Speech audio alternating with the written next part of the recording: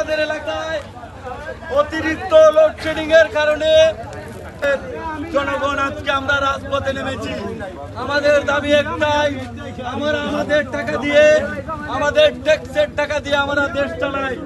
আমাদের দাবি প্রতিদিন আমাদেরকে বিদ্যুৎ সেবা দিতে হবে, প্রতিদিন আমাদের চালক ভাইদেরকে দেশের সেবা দিতে হবে। রাজনীতি বুঝিনা, আমরা সাধারণ মানুষ, আমাদের যে সমস্যাগুলো হয়, প্রতিদিন আমাদের ছাত্রছাত্রীরা পড়ালেখা করতে পারে না, আমাদের শিশুরা ঘুমাতে পারে না, আমাদের অসুস্থ মানুষরা ঘুমাতে পারে না। তার বিরুদ্ধে অতৃষ্ট হয়ে আজকে আমরা রাজপথে নেমেছি।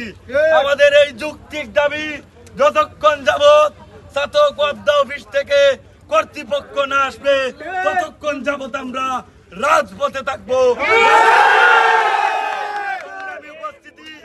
এ পর্যায়ে আমাদের মাঝে বক্তব্য রাখবেন যুব নেতা শাহুল আলম তারু ভাই।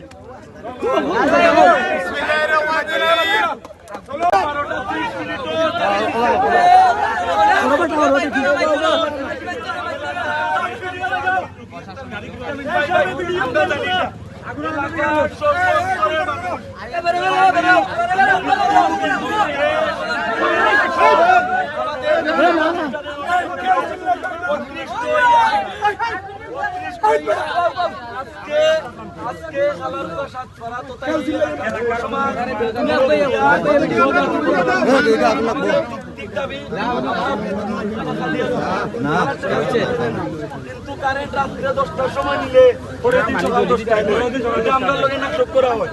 আমাদের দাবি প্রশাসনের কাছে কর্তৃপক্ষ যারা আছে আমাদের লোডশেডিং শিডিউলটা দেব, কোন সময় লোডশেডিং, আমাদের এলাকায় কারেন্ট গুলো অন্য বাইকে সাপ্লাই করে এই তথ্য আমাদের কাছে আছে।